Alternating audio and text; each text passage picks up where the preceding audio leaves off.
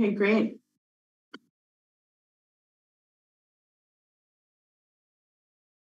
And we've got a couple attendees joining. So thanks everyone for joining. My name is Kristen. I'm the director of the County of Mendocino Cannabis Department.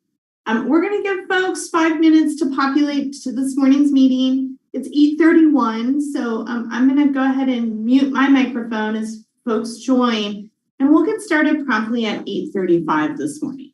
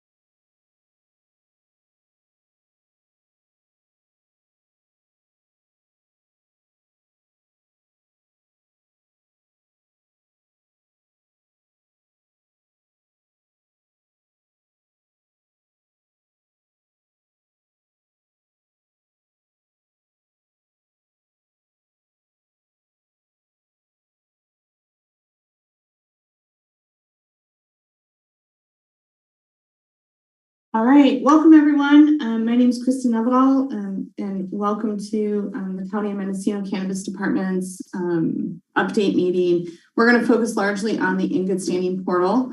So this is mostly going to be an information session regarding the in good standing portal. Again, my name is Kristen Nevedal. I'm the director of the County of Mendocino Cannabis Department, and with me today, I have Nina Holloway joining us. Nina is in charge and managing all of our streaming, and all of the slides for today's meeting will be posted to the Cannabis Department's website on the 2022 events page. So you'll be able to find these materials there. And as soon as the YouTube video becomes available, the link to today's meeting will also be made available. Let's see here, getting ourselves started. Our agenda is pretty simple. We're going to have really brief updates, not a ton to update folks on. And then we'll go through some frequently asked portal questions. We'll provide a tour of the portal, including how to log in and create a user account if folks haven't done that already. and then also provide some tips for successful portal submission. Like always, we do hope to have some time available towards the end of this meeting for Q&A, but you can also utilize the chat feature at any time during the meeting. It is open. So if you wanted to put a question or a comment into the Q&A chat feature, you'll find a chat icon that says Q&A in the toolbar if you are using the Zoom application. And so the toolbar is generally at the bottom or the top of your screen, depending on how you have your settings set up. To use the chat box, just click the Q&A icon and a separate chat box will open. When you type a question or a comment into that chat box, only the panelists will see that question or comment. So that's limited to Nina and myself. And then we'll try to get to those questions towards the end of the meeting. If all goes well, sometimes I have the ability to kind of funnel those questions into the presentation, but it can be it can be challenging to do the meeting and manage the Q&A feature at the same time. So when we get to the discussion portion of the meeting, you'll have the option to, as I mentioned, make sure that your question is in the Q&A feature, and we'll try to go through as many of those as possible, but we'll also make time for some oral comments. In order to make oral comments, you will want to raise your hand. The raise hand feature is located in the same toolbar as the Q&A feature. So you just click the hand symbol and it will raise your hand. You can click it again and lower it. If you are calling in, not using the Zoom app, you can raise your hand using *9. And then once you have been called on to provide an oral comment, you will need to be responsible for unmuting your device. The call-in info isn't working. Thank you for that comment. I think we can try to see if we can get it put up onto the web page if there needs to be an edit. I don't know how we would reshare it. We could send a new Canon note. That might take some time. I think it could be entered into the Q&A and sent out, but then people would actually be on this meeting already. So we could do that too, but they would already be logged in to have access to the Q&A feature. Okay, so going back here, sorry. So you will be able to mute and unmute your device using *6 if you're calling into the meeting. And I imagine Nina is trying to troubleshoot the call-in information as we speak. So Nina, feel free to chime in if you have questions or updates for us on that matter. Okay. Okay. I'm going to clear some of these out just so that it's less to track. Okay.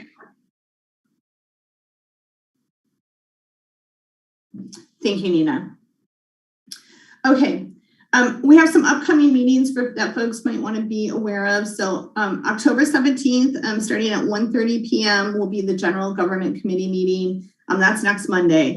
On that meeting, and the agenda is posted so you can see the materials by going to the Board of Supervisors page and then either just leaving it open or sorting specifically to General Government Committee. But what we'll have for discussion or agenda items in front of General Government Committee on October 17th will include the Local Jurisdiction Assistance Grant Program, Direct Grant, and Waiver Manual. We'll also be discussing streamlining of MCD programs in Chapter 10A17, specifically the ad hoc recommendations that we were not able to get to last week, which includes items 8, 11, and 12.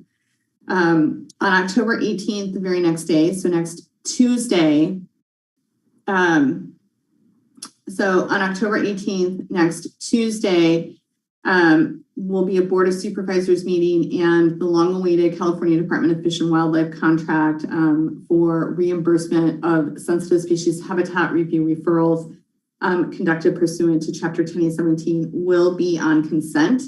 for the October 18th meeting. And then on January 16th of 2023, running through February 10th of 2023, we will be accepting local jurisdiction assistance grant program direct grant applications. There is no schedule for MCD meetings. We are not committed to conducting weekly or regular Friday meetings. As the need arises, we will post the meetings.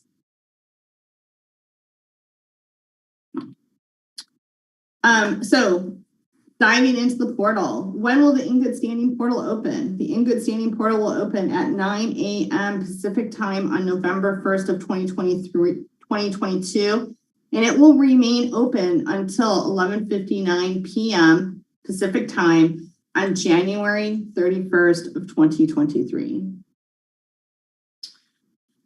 Where will folks find access to the portal? So the links to the portal are currently available on the MCD's website. So there's the Cannabis Application Portal System page, which many of you are familiar with because it's been up since we ran the initial portal in 2021. And the link to that page is here in today's slideshow. But you can also just go to mendocinocounty.org. You can click the tab for departments. You can then click through to the cannabis program, which then on the sidebar is a header that says Cannabis Application Portal System. You can click through that to that page and you'll find additional information. We'll be updating that page with In Good Standing portal specific information such as timelines, review processes, etc. Probably over the weekend. And then, so keep your eyes peeled there, but there are still good resources there, right? The checklist is there and the portal link itself is there, as well as copied here. So the County of Mendocino, California portal page is open. You can go in, and if you haven't already created a user account, you can go in right now and register and create your user account. You won't be able to activate a permit for submission until the portal opens on November 1st, but you can go in and set up your user account currently, and we'll walk you through how to do that during today's meeting if you haven't already done it. If you for some reason came through the portal already, maybe you're an agent working with multiple applicants and or you had an application that was in good standing and an application that was not in good standing that needed to come through the 2021 portal, you can use the same user account you already have. You will just be able to, you will need to add the in good standing application number and information when the portal opens.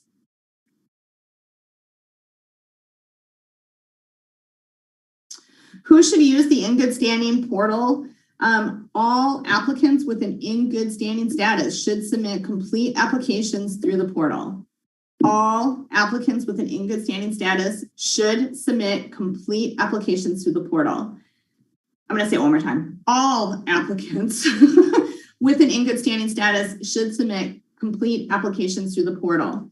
This includes applicants that may have or will be receiving deprioritization notice due to delinquent taxes and or DCC licensing compliance issues. We strongly recommend that folks who are deprioritized submit complete application packets through the portal because when doing so, right, we have hopefully a complete application for you should you manage your delinquent taxes and or your DCC licensing compliance issues. So when you're a deprioritized applicant and you submit your materials into the in good standing portal, department staff will not be able to review your submission until the applicant has resolved all reasons associated with that deprioritization. But again, we do strongly encourage folks who are deprioritized but have an in good standing status to go ahead and submit through the portal. So if and when you make it back into the priority status, we have your materials to put into the queue for review. So who is not eligible for the in good standing? You cannot apply for any new applications through the portal. So no phase 3 applications, no nursery add-ons, no new projects can be applied for through the portal. Renewal applications may not be submitted through the portal. The portal will not accept your renewal application, and there's features that will block you from being able to upload a renewal application or a new application. Applicants with a status other than in good standing may not submit through the portal, period. And so the only folks that will have access to the portal are the folks that we have registered as in good standing, that we've kind of preloaded their information into the portal, which is what will provide them access. So it's really only for applicants with an in good standing status. Can I submit county forms that I filled out previously, or do I have to use the county's updated forms? We are strongly recommending that you use the county's updated forms. It's important that the MCD receive the most up-to-date and accurate information from each applicant, and it really does need to reflect your project currently. By using updated forms and providing us the most up-to-date information about your project, doing so will help to ensure that there's efficiency when we're reviewing the application and ensure that staff has the information necessary to process the corresponding Appendix G checklist. You can find the portal resubmission checklist by clicking through here in the slideshow once it's posted. But also, again, if you go to the portal application page on the Cannabis Department's website, you'll find the checklist that are posted there as well. And again, I just want to remind folks, please do use the department's most current forms, which can be found on the Forms and Resources page of our website, and the link is included here in today's presentation. So this slide, yes, Nina. Okay, great. And did you pop it into the chat for everyone? Okay, fabulous. Thank you so much, Nina. Okay, beautiful. Wonderful. Okay. So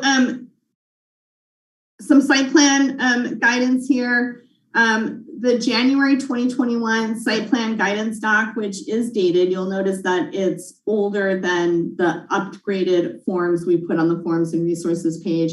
That is the site plan guidance doc to use if you are updating your site plan. But please be aware that that site plan guidance doc does not include all required items or items required pursuant to 10A17. So it's likely that staff will request additional items once the application is deemed complete and under review. And that might be the case for other materials submitted, right? So just because we deem the application complete, it doesn't mean that there won't be additional follow-up needed by the applicants when the planner assigned to do the issuance review is undergoing that review process or engaged in that review process. Okay, is it gonna let me? Okay, what if my cultivation permit requires an administrative permit or a use permit? Will I be able to submit additional permits through the portal? The answer is no. You cannot submit additional permits through the portal. There's just no opportunity or upload section for those permits. But MCD staff will request that information from you after your application is deemed complete and while it's under the final review process. So if you are required to have an administrative permit or a use permit, we'll reach out to you after the application is complete when it's undergoing the final review process to receive any information we need on that administrative permit or use permit. We also have access to those permits directly through the county's permit tracking system. So we have eyes on those permits anyways. Can documents be signed electronically or do they need a wet signature? So documents submitted to the portal may be signed using an electronic signature. And there are no fees associated with reapplying through the in good standing portal. So you will not be prompted to make a payment. There's no payments necessary. However, there may be additional fees associated with achieving your final cultivation or nursery permit, including but not limited to building permit fees, ag exempt permit fees, well permits, lake and streamlet alteration permits, etc. Once your reapplication is deemed complete, the application will be assigned to a planner for review, and then the assigned planner will notify the applicant should additional permits and or fees be required. This is kind of an interesting conversation here. The portal is the same portal that we utilized in 2021. So we've had, since the initial development of the portal, we've had some changes to the sensitive species habitat review policy. So all applicants must submit a sensitive species habitat review questionnaire. This is even if you're want to also submit a contiguous expansion affidavit, all applicants have to submit the questionnaire.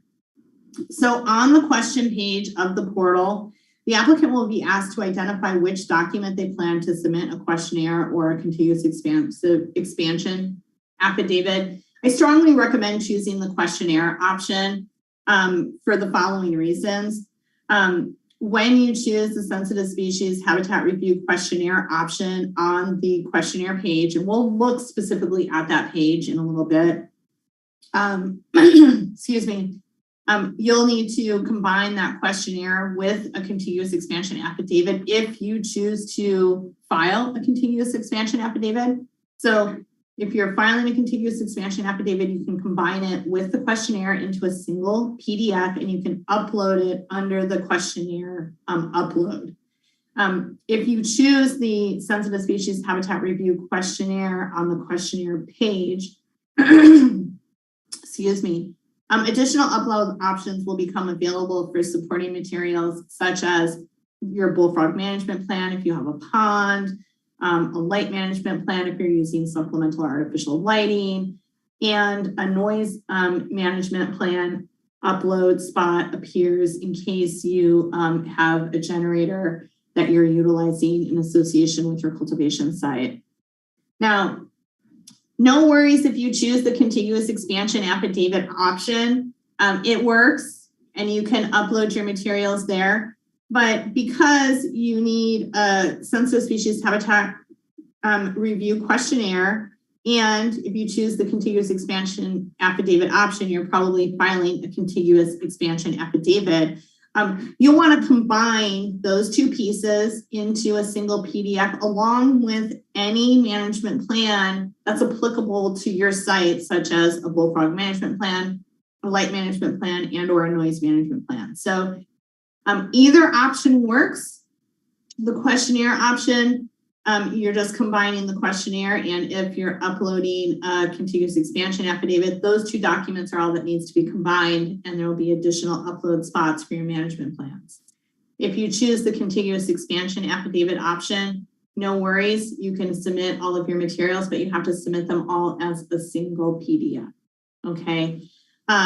So we know it's a little confusing.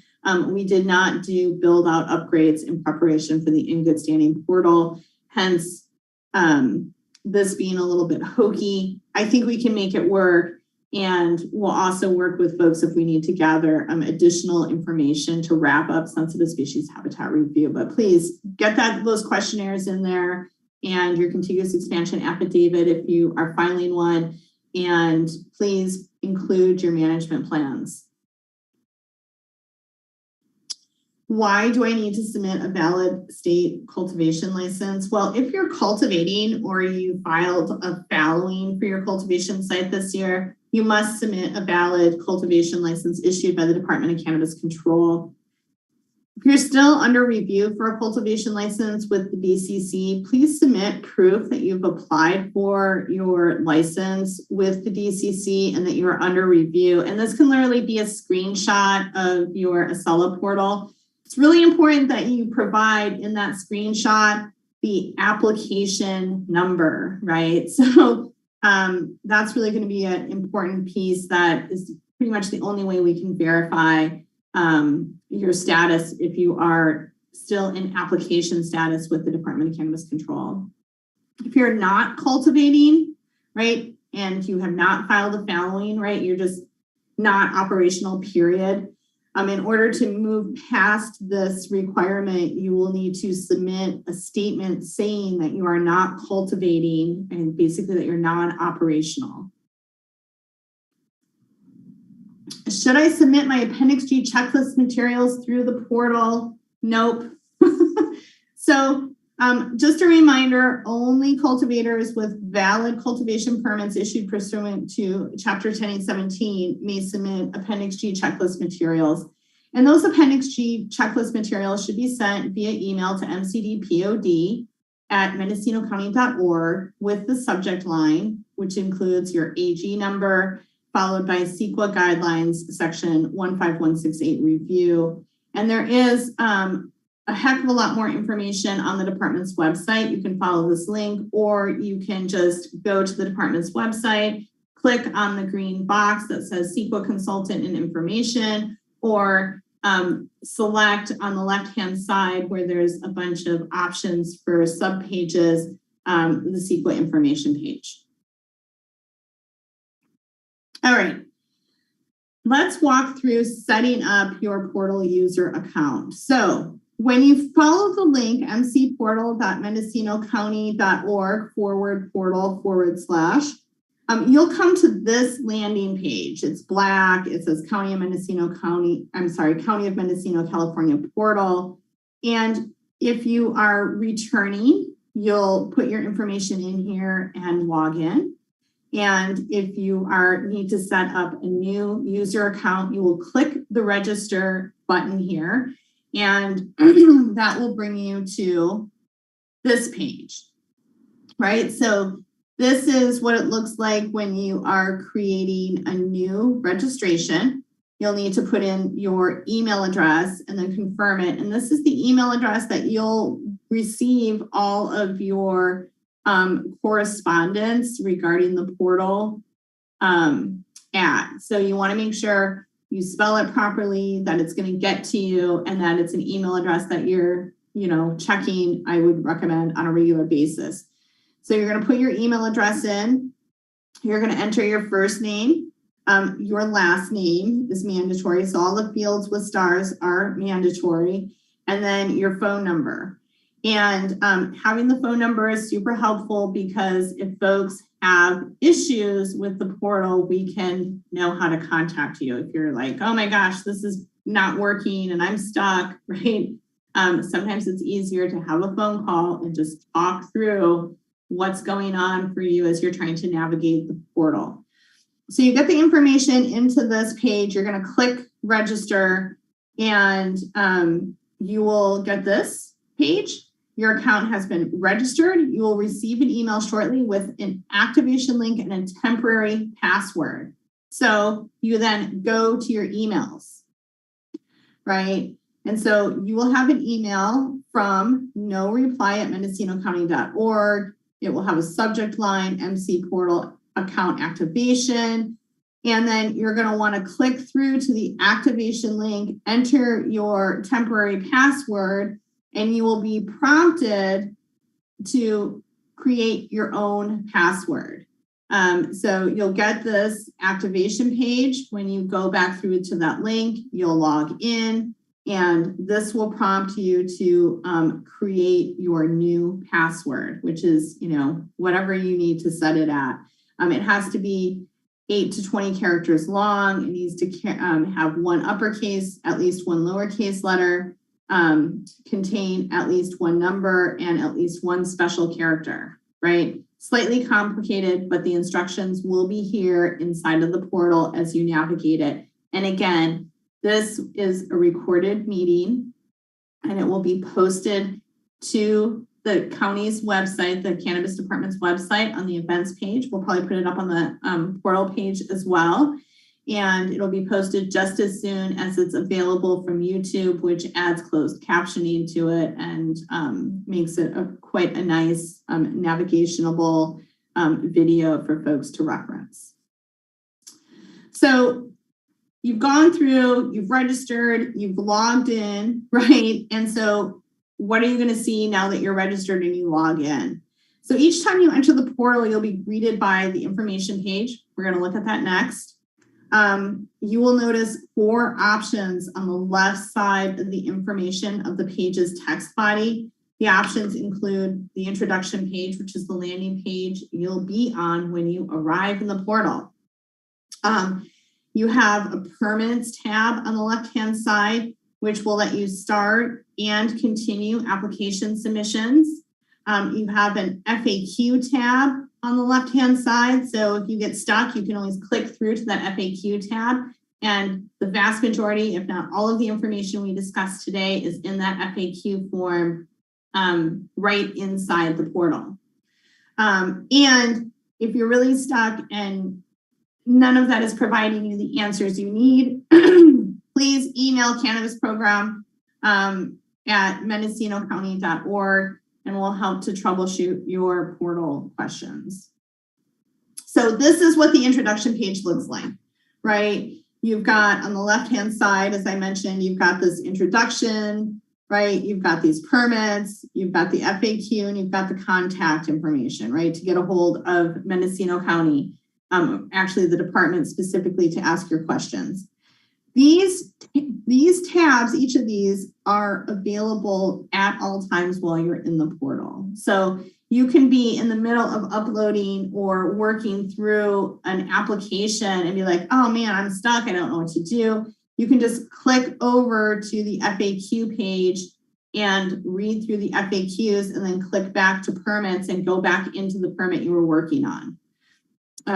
So there's a lot of information accessible from within the portal itself. If you're starting a reapplication, you're gonna click the permits tab on the left to get to the permits page, and you're gonna click start a permit to, upload a new permit application, right? So agents, for those of you who have multiple applicants, you can create one user account and then you can start as many permits as you have applicants for, right? And if you had applicants that came through the 2021 portal or the 2022 corrections portal, you're going to see them all listed here, and then you're just going to start new applicants for the folks that you're working with coming through the in good standing portal.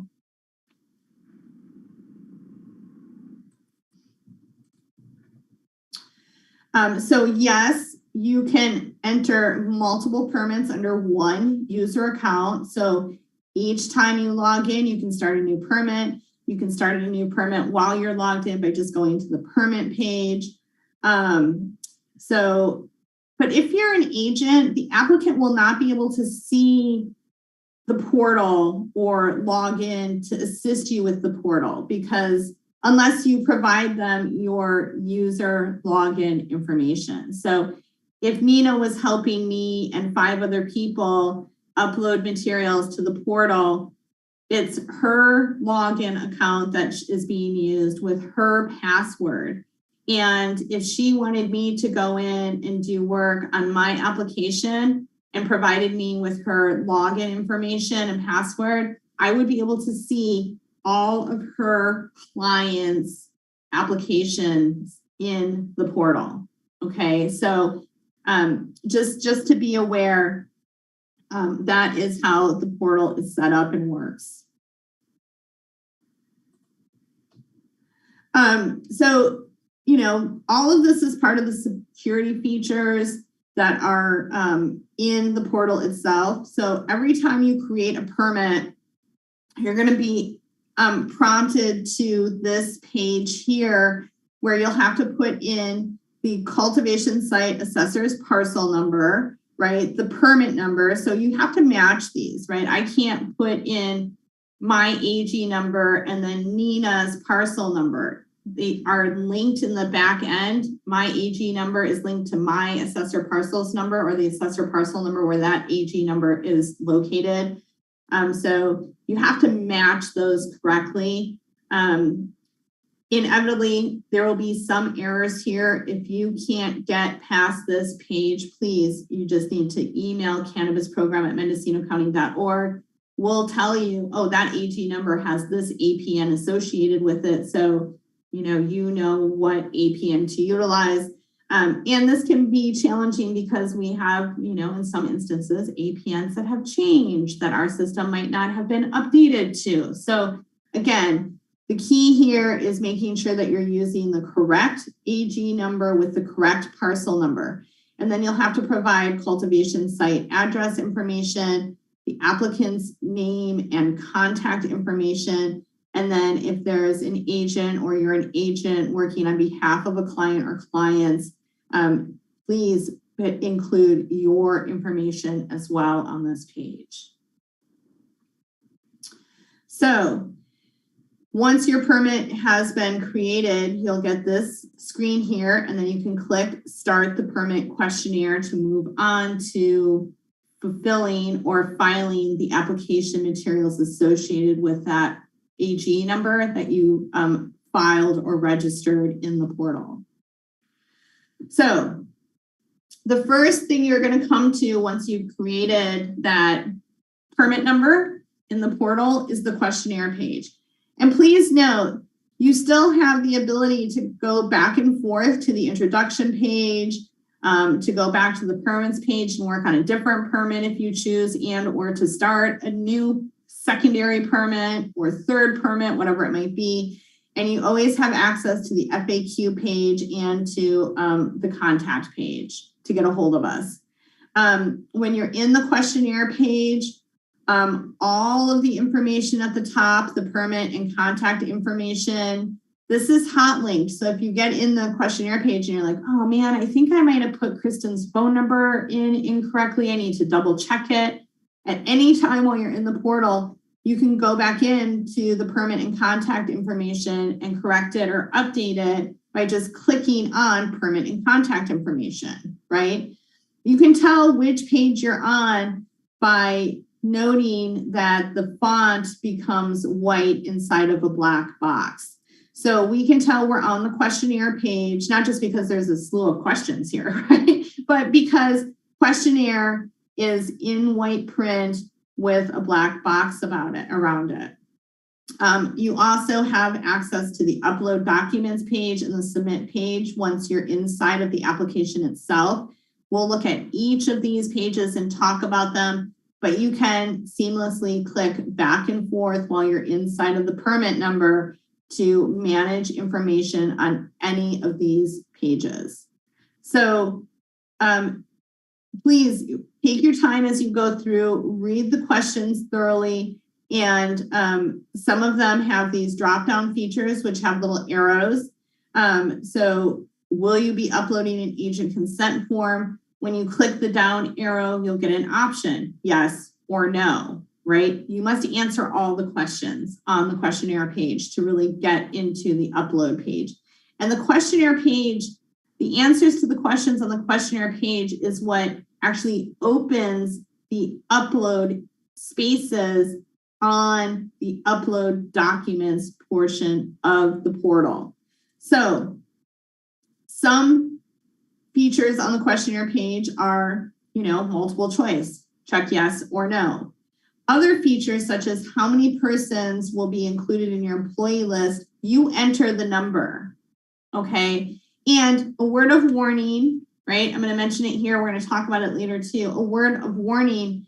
If I put 5 people in here and realize later that I only have 4 employees, I can never reduce a number that I've entered. I can only increase it.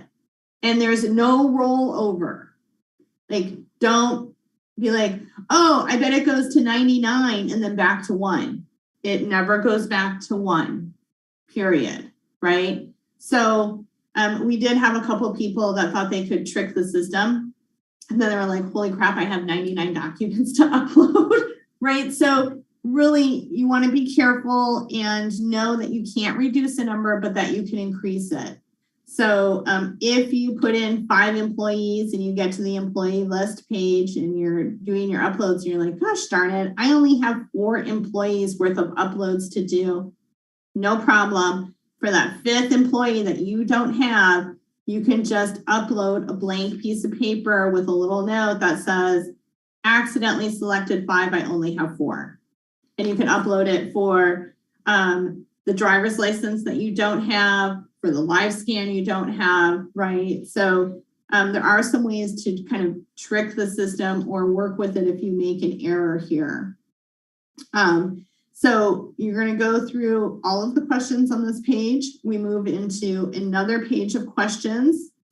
And then, this is a reminder about how to manage the questions if you put in more employees or a larger number than you actually have documents to submit. Once you get to the end of the questionnaire page and you've answered all the questions, there is a submit button at the bottom of the page. You want to make sure that you actually submit those questions to the system so that the upload locations become available to you on the upload page. Super important. But if you are working through the questionnaire and your dog needs to go outside and you get up and you walk away and you let your dog out and you're like, oh, it's really lovely out here. I'll pick some flowers too. The portal itself will save your answers.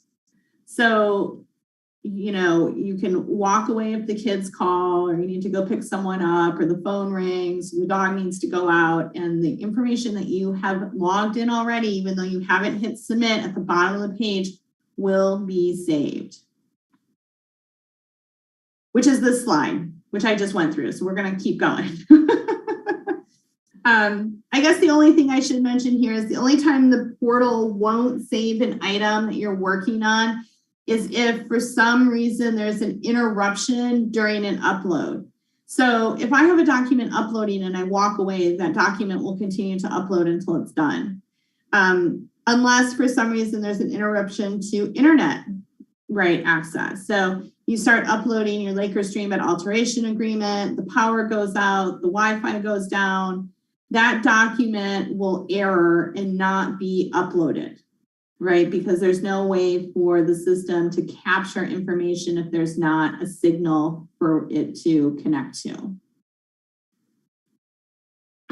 Okay, this is what the end of the questionnaire looks like. So you get through all of the questions on the questionnaire, you fill in all the blanks, you answer all the yeses and the nos, and then you hit this green submit button at the bottom of the page, and that officially registers all of your information and tells the system which uploads to open up for your specific application. And then you can go to the upload documents page. So you submit the questionnaire, it will prompt you to the upload documents page, but you might not do this all in one sitting. You might be like, wow, that questionnaire took a lot of time. I'm going to go cook dinner. And then you're like, I'll upload my documents tomorrow because I have some time in the morning. So you log in, you go to your permits, you open up your permit, you're like, permit and contact information, done. Questionnaire, done. I want to go directly to document upload. So I just click the upload document icon in the header here, and it will take me right to the document upload page. So you are required to submit an item for each and every item that appears on the page, right? So cultivation permit application, you have to submit a cultivation permit application. You can click choose file and it will let you find that application document on your computer and upload it. Okay, so you'll go through and you'll manage your uploads.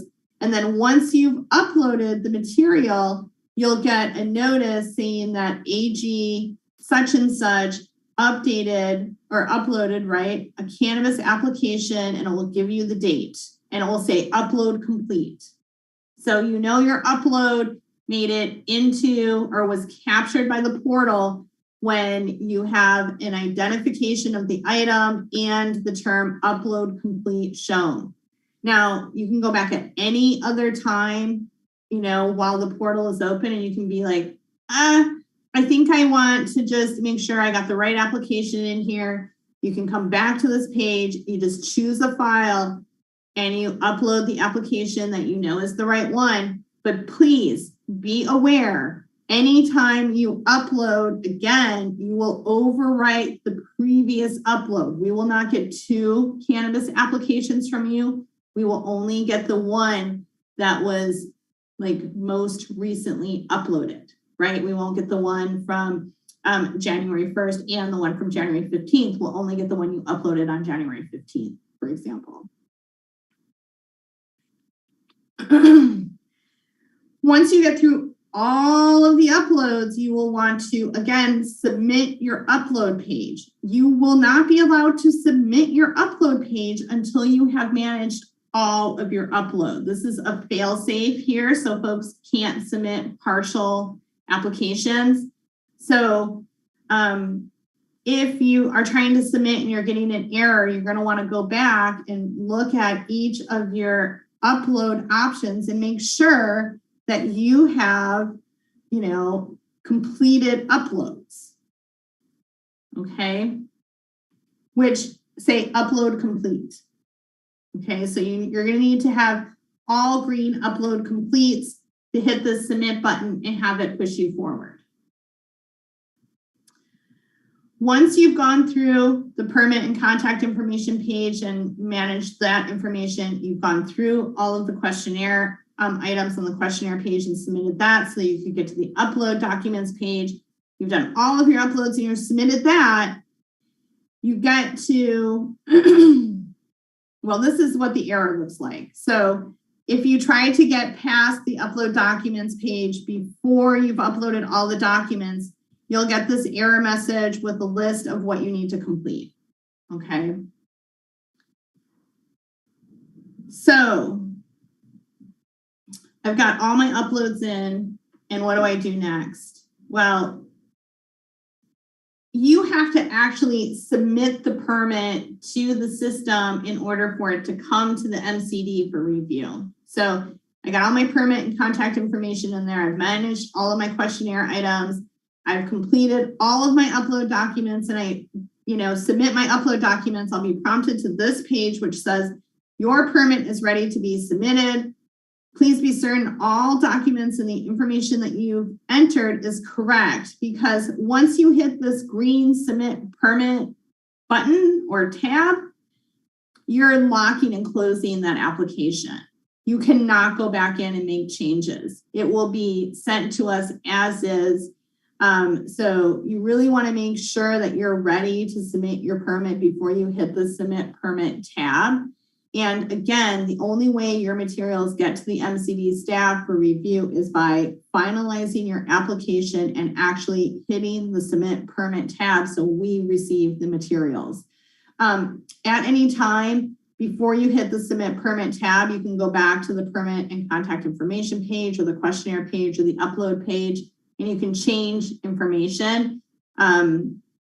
So please just really make sure that you are managing files in a thoughtful, meaningful way that works for you, right? So you can track what you're supposed to be uploading and make sure that you're getting all the proper information in here.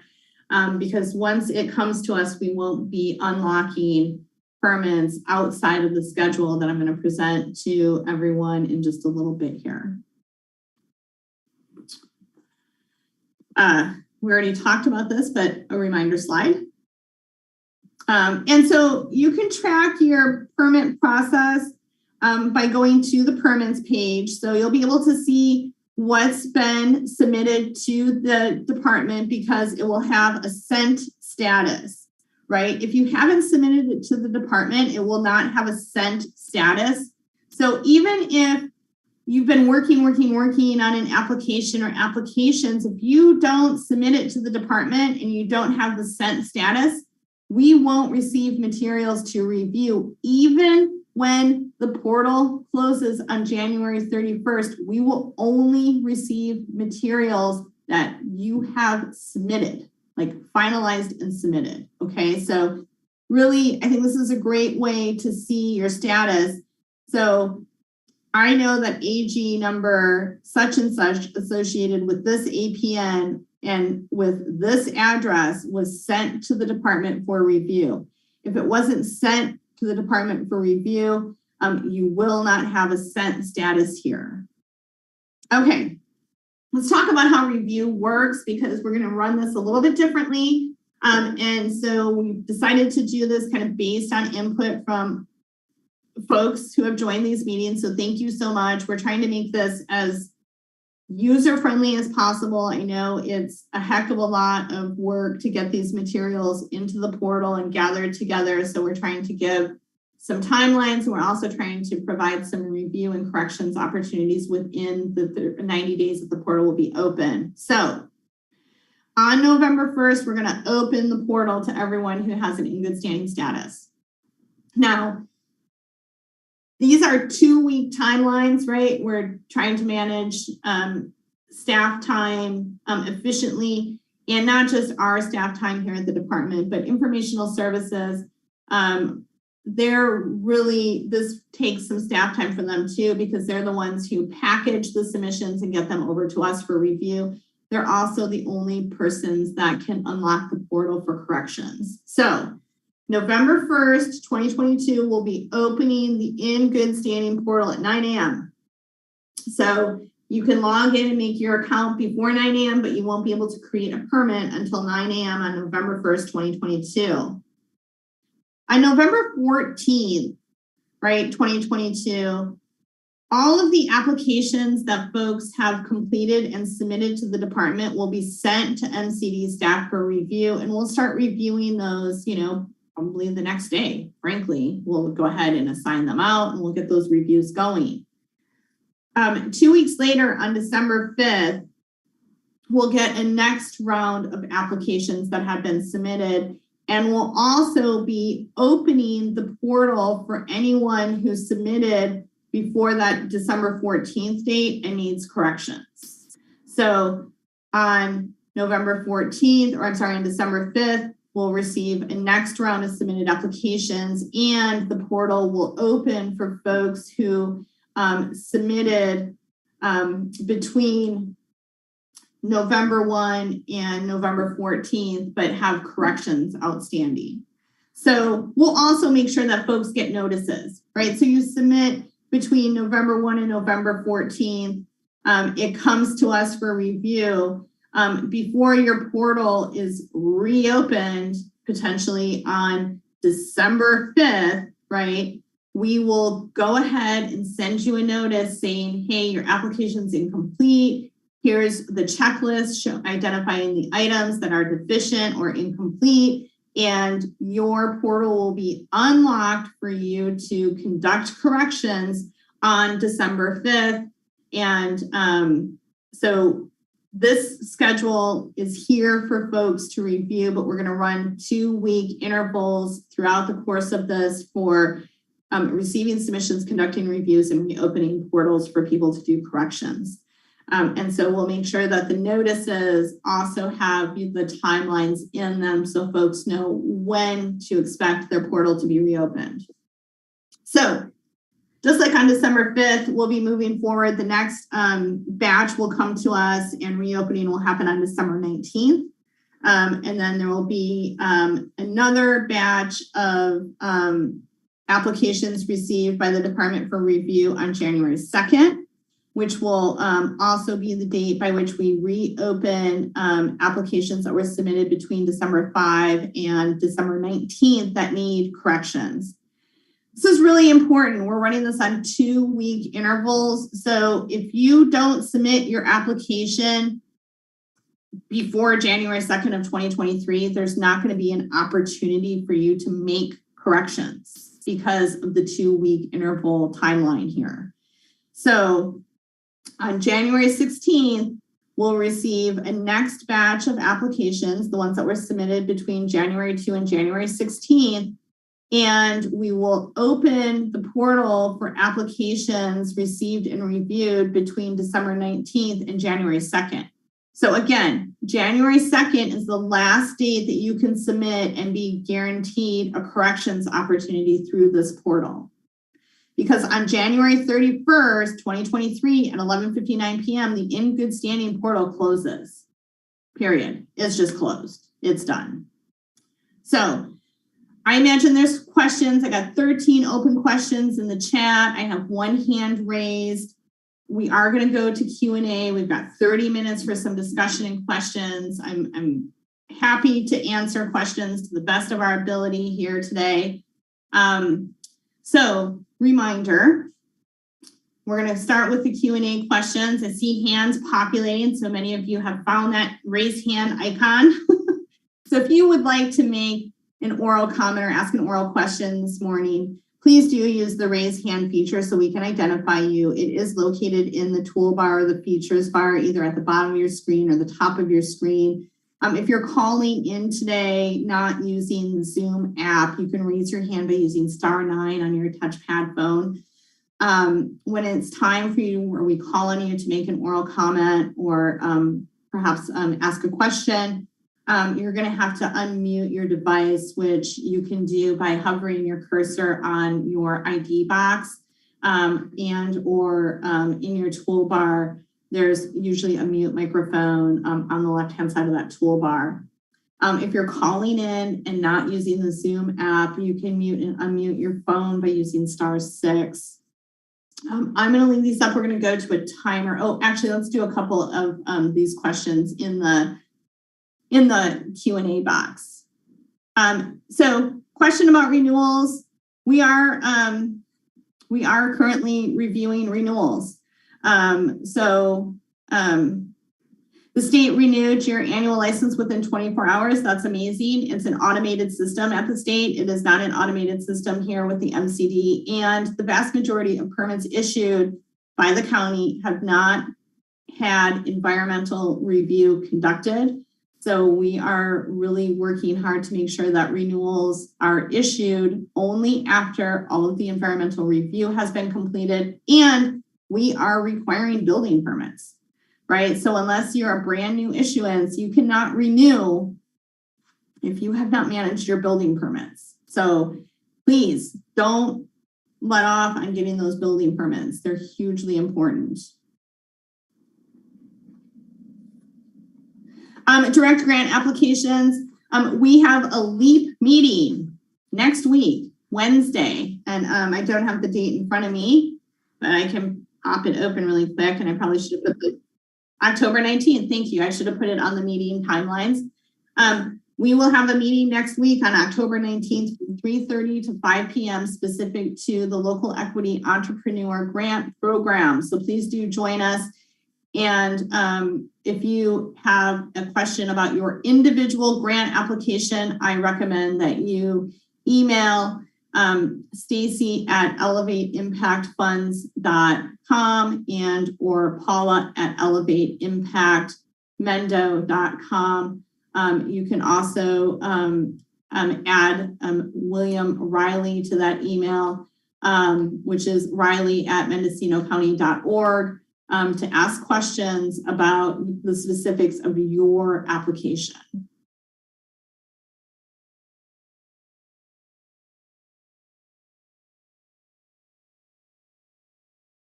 Please clarify the fact that we're strongly recommending the use of current forms.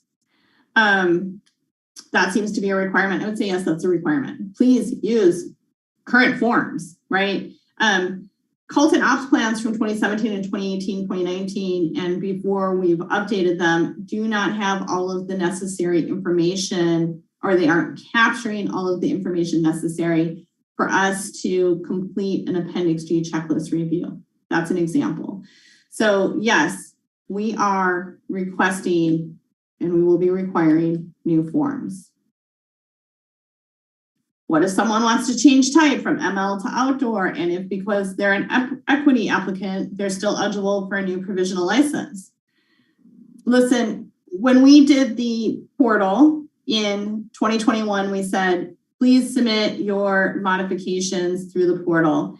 Now, I just want to be clear, you can do the same thing here without doing a modification application because we offered it to all other applicants in the portal. We're going to offer it again to folks in good standing. It does not guarantee that that modification will be approved. So we've had folks modify from 2,500 to 5,000 square feet on small parcels, and then we've had to reject their modification because their zoning and parcel size does not allow for 5,000 square feet of cultivation. So just because you're submitting type change information or an application that reflects your current activities, maybe you started as a mixed light person and you're like, oh my gosh, I can't deal with the structures, I just want to do full term. And so you've only been cultivating outdoor, please do give us, right, an outdoor application. But again, there's no guarantees that what you've expanded to or changed to is going to be allowed. We really have to stick with what's allowed pursuant to Chapter 10A17 and Chapter 20.242. So yes, we would like you to upload your most accurate material as it reflects your cultivation operation or your nursery operation. If you are an equity applicant, you have until March 31st to apply for a provisional license in order for that provisional license to be issued before the June 31st, 2023 deadline for issuance of provisional licenses. On or after July 1st of 2023, no new provisional licenses will be issued to anyone. That's the timeline for no new provisional licenses, only renewals will be happening. So if you're an equity applicant and you are like, hey, I'm transitioning from ML to outdoor, please provide us that outdoor application so we can verify it when you come through the portal and we conduct our review.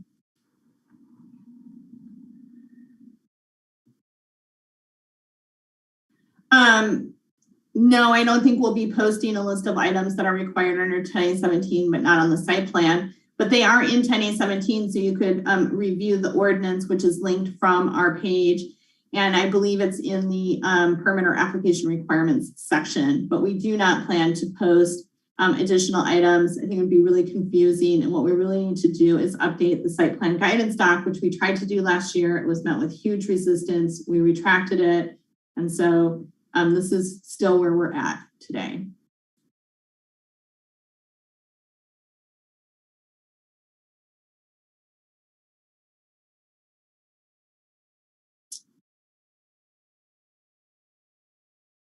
What if someone wants to add a nursery app? It's a phase 3. You want to add a nursery at this point, you got to come in, you got to file a phase 3 application. So the first thing you would do is you could email MCD POD and say, hey, I'm interested in adding a nursery to my phase 1 application. And how do I do that? You'll be directed then to come in and pay. We will strongly recommend that before you come in and pay that you have a pre-application meeting with staff to ensure that you're not paying for a nursery application that is not viable. Meaning, like, we're into phase 3, you cannot add a nursery to rangeland, timber production land, forest land, or other resource lands, right? Phase 3 has restricted zoning availability. So it will have to be separate and outside of the portal. And I strongly recommend that you email MCD POD so we can work with you to get the application process moving forward. Is that even legal? I've never heard of CEQA not allowed until a permit is issued. CEQA is required for a permit to be reviewed. How does this make any sense? Yes, it's legal. And this is a ministerial program, not a discretionary program. So the CEQA document, the Appendix G document, or the Appendix G checklist is what I should say, is specific to an analysis of the issued permit. right? It's the way we show our CEQA homework that we've conducted all of the environmental review and that permit holder meets the performance standards outlined in 10A17 and the MND. So while you've never heard of this type of CEQA format, it's probably because it didn't exist until cannabis and was codified in statute in the summer of 2021. And again, it is not like a development permit type of CEQA document. It is an analysis of the issued permit.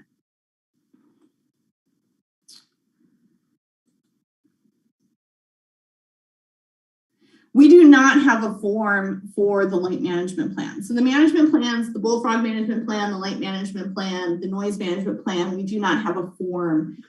Those are more of a narrative description provided by the applicant and or agent explaining how they will manage invasive bullfrogs in their pond, or how they will keep their artificial and or supplemental light usage from escaping the structures where those lights are located. And if you have security lighting, how your security lighting will hopefully stay on your parcel by using, having it be shielded and downcast and maybe using motion sensors, etc. So we don't have forms for that. You will have to provide a narrative and then upload the narrative for each of those plans. Okay, let's do 2 more questions and then we'll go ahead and go through some oral comments. So please, if you want to go, provide an oral comment or question, we do request that you raise your hand. Will MCD be reviewing portal submissions similar to how the previous portal was reviewed with a pre-review, or when it is reviewed, will permits be issued? These are a pre-review for completeness, right? So we're checking for completeness and for compliance with state licensing requirements, DFW permitting requirements, legal water sources, etc. So it's a completeness check with a low level of compliance built into it. So we will not be issuing licenses or permits based on the portal reviews. We are committing to reviewing completely all applications submitted within the 2-week windows I presented on slide 41. Yeah, that's exactly what we're committing to. We believe that this will be completely viable, that we'll be able to, in those 2 weeks, manage the submissions that we receive, do the completeness checks, provide a notice about when the portal will open, and we are committing to those 2-week windows. So that is the plan. Okay, we've got 7 open questions. We're going to try to come back from them. I want to hit this one really quick. What if you need to apply for a micro business? Please go to the Treasurer Tax Collector's office, right? We do not handle, the department does not handle application review or oversee regulatory compliance for activities other than cultivation and nursery operations.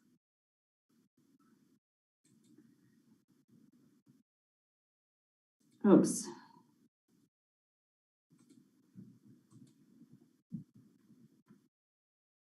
Okay, let's go ahead and get the timer going. And we'll leave it at 2 minutes. We're going to start with Michael Katz, followed by Chantal. And I'm sorry, I'm not going to say your last name because I feel like I always crucify it pretty badly. And then we'll go to Hannah Nelson. So Michael, you should be able to go ahead and unmute your device and start your question or your comment. Yes, good morning, Kristen. Thanks so much for the meeting. This is a bunch of very useful information. I wanted to just ask real quick about the site plan item. You indicated that for the site plan, and I believe at least one other thing, that there are actual requirements that are not included. And so the plan is for folks to submit these things without all of the requirements, and then for them to find out after they've submitted it what is actually due. And the concern that I'd like to express there is that, especially for many of these operators who are using contractors as to do their site plans, it's not really like just this easy thing where they can then just change that. So is there any way to actually let people know in advance exactly what is required on those items, and so that they hopefully don't have to incur additional costs multiple times? That's my question. Thank you. Okay, thank you for that question. We will see if we can get a supplemental doc together.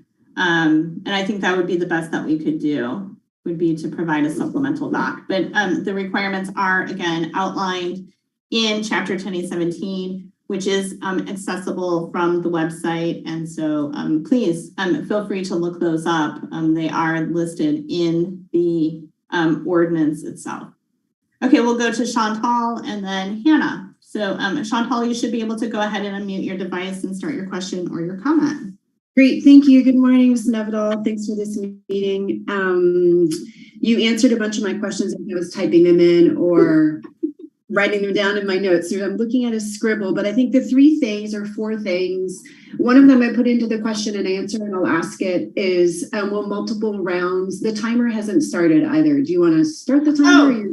Thank you. I will start the timer. Here you go, great. So will multiple rounds of corrections be allowed, or is each applicant given just one? That's my first question. The second question has to do just clarifying that basically if somebody is going through the good standing portal and they were headed towards the route of a modification application, they will not need to submit a modification. They would just submit an application that reflects what they are going for currently at the time that they turn in the good standing application. The third question, if you could please outline the timeline for communication and response after review has been completed, specifically denial, appeals, and dispute resolution process. And the fourth question is more, not a question, but a statement. If you could please definitely, I think it'd be best for the permitting entity, which is the MCD, to put out a current guidance document for what needs to be on the site plans, and that there are some things that were problematic in the last round that this was discussed, but many of those have also been resolved, and we've moved, like everything has evolved in time over the course of the year. And I totally second what Michael was saying. As somebody who works with a lot of folks, it's very expensive to modify site plans. It's not fast, and any changes that come back from the MCD that were not initially notified to the applicant are kind of all like little cuts. It's like, just tell us what we need to put on there in one fell swoop and then accept what is given as long as we met those guidelines. But what you've shared in the past is that this is all going to be an application submitted with supporting documents just uploaded, that it allow for a more efficient review, and therefore give us really clear, concrete information to start. Thanks. Thank you. Okay, so multiple rounds of corrections. You know, the earlier you submit to the in good standing portal, the more opportunity you have to make those corrections. So applicants are not limited in the number of corrections they are eligible to submit, except for by the timeline itself. So again, any application not submitted by January 2nd will not have time to have corrections submitted through the portal. So if you submit in the first week, right, you can get in the first round of corrections. Then you submit right away again with corrected materials, but more corrections are needed. You can keep correcting all the way through in those 2-week intervals until that January 2nd cutoff, right? So yes, multiple rounds of corrections are available if you meet the timelines for those 2-week intervals. Modification application versus in good standing portal. You know, we have not had much communication with the folks who have in good standing status. The materials for the corrections letter program came in late 2020 and through the spring, early summer of 2021 for most folks. Here we are pushing up into 2023 almost. So staff suspects that some folks have modified without notifying the department.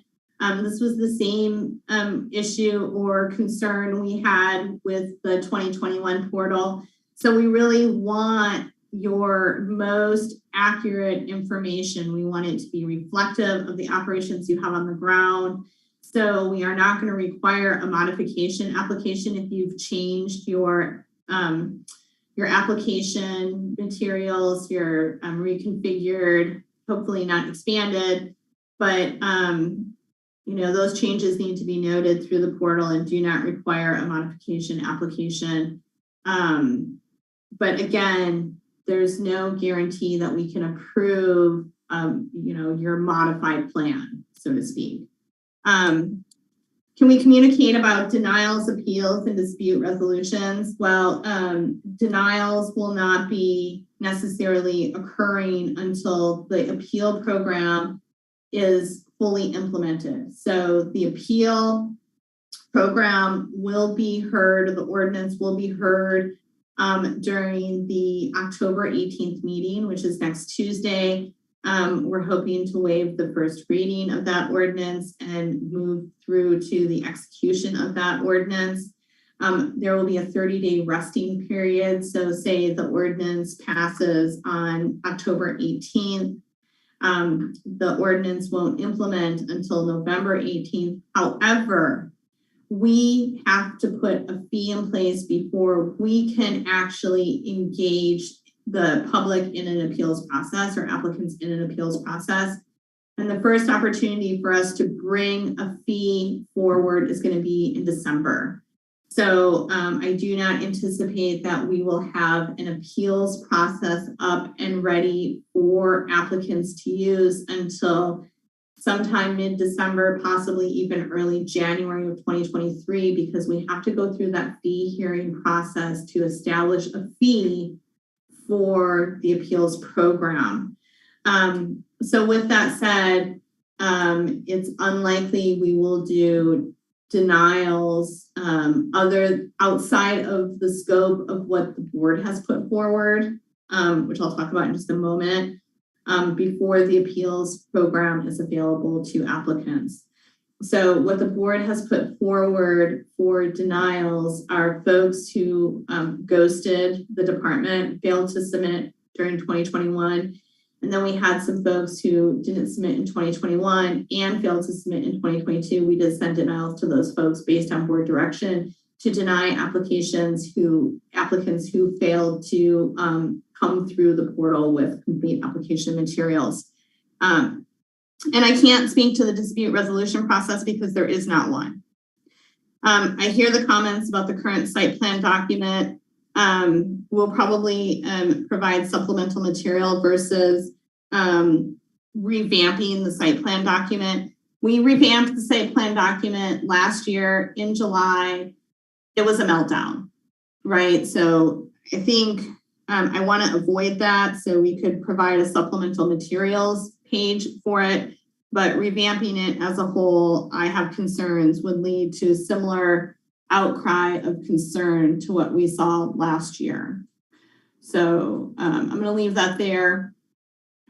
We are going to go to Hannah Nelson and then back to some of the questions in the Q&A feature. Again, we have a little bit of time here, so we could probably take another oral question or two, but you would have to please raise your hand in order to get into the queue. So Hannah, you should be able to go ahead and start your question or your comment. Thanks, Kristen. Good morning. And also, I agree that this is a helpful presentation and particularly appreciate the batching that was worked out for the submission. So thank you for that. I also agree that the supplemental document would be helpful. And I agree with Chantal that there were different reasons why the attempt to change the site plan last time didn't work. But anyway, thank you for those. With respect to the building permit issue, how can you talk about how the compliance plan that is written into 10A17 operates to allow people to deal with outstanding things such as building permits while still being through this last part of being processed, since they're probably not going to be processed immediately in terms of the final review. And then wonder where in the stack this group of portal people are going to be in relation to the other portal people. Like, how are the planners being assigned, and how is that happening in terms of the pecking order of all the various applicants? And then with respect to the corrections, if somebody's unable to make the 2-week correction batch time, will the corrections for them once open remain open until, let's say January 2nd or whatever it is, in order for them to have the time, or I guess it's later than that? Or is it that they only have 2 weeks? And then if somebody, in that case, if it is only 2 weeks, if they have holiday plans or something like that, and it falls within that, is there a mechanism to ask for more time or anything like that? And I think that's it. That's all I have right now. Thank you. Okay, beautiful. Good questions. Noted supplemental doc for site plan. We'll have some conversation internally about that next week and go from there. Compliance plan. So the compliance plan was written into 10A17 to assist with the first issuance of a permit. So Nina applies for a cultivation site, but doesn't have all of her building permits, but we're ready to issue her cultivation permit. The compliance plan allows the department to issue her permit under the agreement that she will obtain the remainder of her building permits within the first 12 months of that annual permit being issued, and that she will not use any of the unpermitted structures until such time as she has finalized those building permits. Now, compliance plans are only good for that 12 months. So what we're bumping up against is folks who were provided compliance plans, signed the compliance plan agreement when they were first issued years ago, right? And then have renewed and been allowed to renew and have been allowed to renew, perhaps, right, without achieving those building permits. We can't reinstate a compliance plan, right? And so also, we don't believe we can accurately process an Appendix G that outlines the use of buildings that have no building permits. So we're really being a stickler with those renewals, getting those building permits done. They got to be done. So if you are an applicant, you would be eligible for a compliance plan if you don't have all of your building permits for your first issuance. That first 12 months, you can move forward with an issued permit without those building permits, so long as you sign the agreement and don't use those structures until those building permits are finalized. So we're just trying to catch up with compliance plans that lapsed, that folks didn't fulfill, that the department or previous iterations of the program, right, didn't force the compliance with. So it's a little bit sticky and we apologize for it, but we're at this point where we got to wrap these pieces up. Where in the stack will this group of portal submissions go compared to 2021 and 2022 portal submissions? I'm really hoping that by January, we'll be, moving forward with contract planners. We can start assigning these applications to contract planners and to planners here in-house. But again, we're going to prioritize the processing of applications and CEQA documents really based on the renewal timeline. So say you provide us with a state license that is scheduled to renew on or after July 1st of 2023 in July, we're going to prioritize getting your materials reviewed and moving forward so that you're eligible for that state license renewal. So, we're going to try to keep everyone moving forward as seamlessly as possible, but we do have to prioritize making sure folks are eligible for that state license renewal. So that's going to be the primary determining assignment factor, is when your state license is scheduled for renewal. So the next question was, if I file or submit my application between November 1st and November 14th, and I can submit, and I need corrections, and my permit is unlocked on December 5th for me to submit those corrections, does it automatically lock after 2 weeks, right? Or do I have until January 31st to get my corrections in? So you have as long as you need until the end of the portal to get those corrections in, but just be aware of those 2-week benchmarks, because again, if you submit after January 2nd and there's still corrections, there's not going to be time for us to unlock your portal again to do another round of corrections. So once we unlock you for corrections, right, it stays unlocked until you complete those corrections and resubmit that application to the department. So you don't have just 2 weeks, you could take 4 weeks, you could take 5 weeks, you could take 2 days, right? So it's really up to the applicant and or their agent to manage that correction timeline. All right. I have a permit holder who is confused about whether or not they need to go through the portal. If you have an issued permit, you're not an applicant with an in good standing status. You are an annual permit holder. If you're working through your renewal, your renewal is the process that you're in. You do not need to come through the portal. Only unissued applicants with the status of in good standing need to come through this portal, and we will be providing a list on the website. We will be doing really frequent, probably annoying, email notices through Cananotes about in good standing applicants, providing the list of in good standing applicants in the attachment to Cananotes, and we will be barraging in good standing applicants with emails, right, about this portal. So again, if you have an issued permit, you do not need to come through this portal.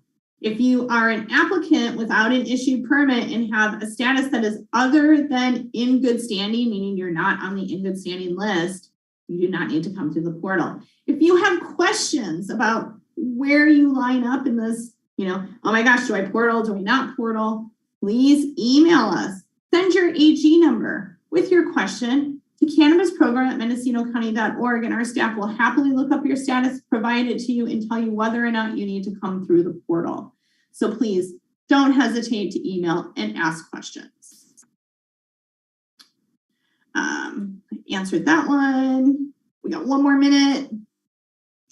Do we need new updated live scans for the portal? No, but it does have to be a Mendocino County Sheriff Office live scan, meaning that has to be the authorized agency. We cannot accept your CDFA or your BCC or your DCC live scan. So if you've already had MCSO conduct your live scan and they're listed as the authorized agency, you can just upload that completed live scan and you do not need to do a new one. For the structures list, if we have a structure plan, should we indicate on the list that it's proposed? And how do we do that on the site plan? Yes, please. If you are in the process of pulling permits to develop a new structure and you have a proposed structure, please put, you can even put a P for proposed on the structures list. You can write out proposed, give us the building permit number, the application that you're working with, and then identify that same structure on the site plan and label it as proposed so we know it hasn't been built yet. Great question. And yes, that's super important. We have some items with our applications which have some items to be addressed outside of the portal. I am very familiar with the this application and who it was assigned to. Your applications are complete, and we do have some work to do with you to manage the permanent density issues that we identified. I'm hoping the planner will be able to get back to you today. We did discuss your specifics this morning, and he's hoping to communicate with you this afternoon. You do not need to go through the portal. I'm sure you know who you are, but we'll be reaching out this afternoon. And if not, just circle back with me first thing Monday and I'll just take it over and we'll go from there. Okay, a few outstanding. Okay, I don't know what that's about. I answered that one. I answered that one, I think, too. And please return to hosting weekly or bi-weekly meetings. I'm glad that those are helpful. They do consume a tremendous amount of staff time, and they're pretty gosh darn expensive with no cost recovery. I don't know that we can commit to weekly or bi-weekly, but I don't think that there will be very much time lapsing in between meetings where you won't hear from us. So I do think the meetings have also been successful and very helpful. Just at this point, with resources, we cannot commit to weekly or bi-weekly at this time. But again, you can always email and request a meeting on a topic if you have a lot of questions or you feel like you need guidance. So best place to email those requests for meetings is to cannabisprogram@mendocinocounty.org. All right, we got through, well, pretty much all of it as far as I can tell. And I want to thank everyone for joining. Again, I really want to encourage folks, if you have questions about this portal, about your application, you can email us at MCDPOD, right? MCDPOD@mendocinocounty.org, or you can use cannabisprogram@mendocinocounty.org. With that said, I think we're going to go ahead and adjourn. Thank you so much, Nina, for your assistance today, and thank you all for joining. And we'll talk to you all very soon.